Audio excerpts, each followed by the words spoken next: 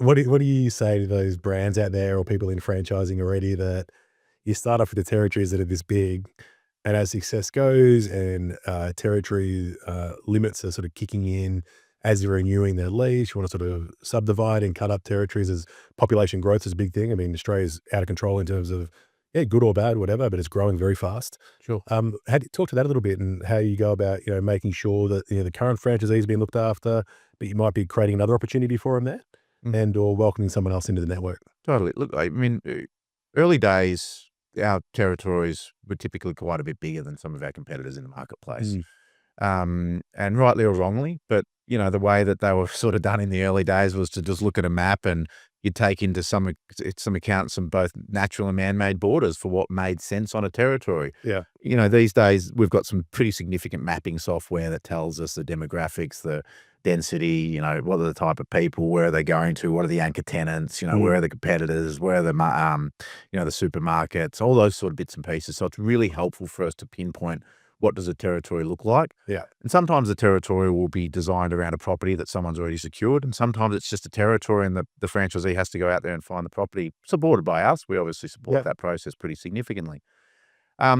We're very transparent about the fact, we work with the franchisee or the potential franchisee on what does your territory look like? Mm. What are you likely buying? Because at the end of the day, you're going to put down 40, 50, 60, $70,000 to buy a territory. For Mm. us, it's, $60,000, $65,000. It's a pretty significant investment Yeah.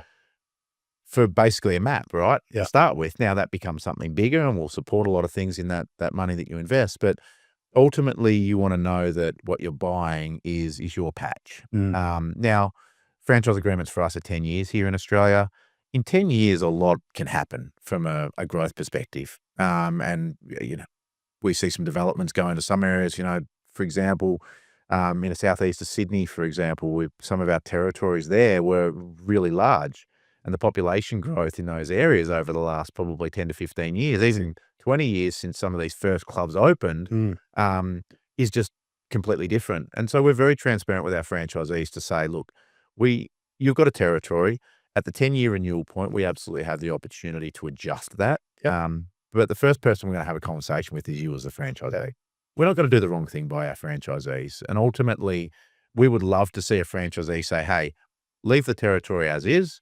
I'm going to find another club within that territory. Or, hey, let's adjust the territory a little bit so that, I can have that club in this territory. We'll create a new territory. I'll take that. I'll search for a club. But then down the track, you've got not just one saleable asset Mm. in that territory. You've got two saleable assets. Yeah. So it becomes a good conversation with most of the franchisees. There's not many franchisees that we get to that point and have a conversation with. And they're like, no, absolutely, I don't want to do any of that. Mm. Because the reality is there's a good commercial outcome for them on the other side of it by Yeah, doing makes sense. something. Now, if they're in a position, very rarely they're not in a position to invest and do another club. So in more times than not, we get a good outcome in that respect. But it's about transparency and honesty. And I mean, it's, you know me well.